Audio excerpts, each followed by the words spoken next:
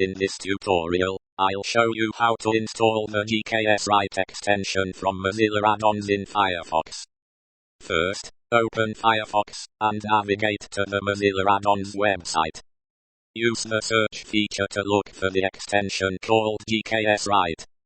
When the search results appear, select GKS Write to open the extension details page. Review the extension description, features, and permissions before installing.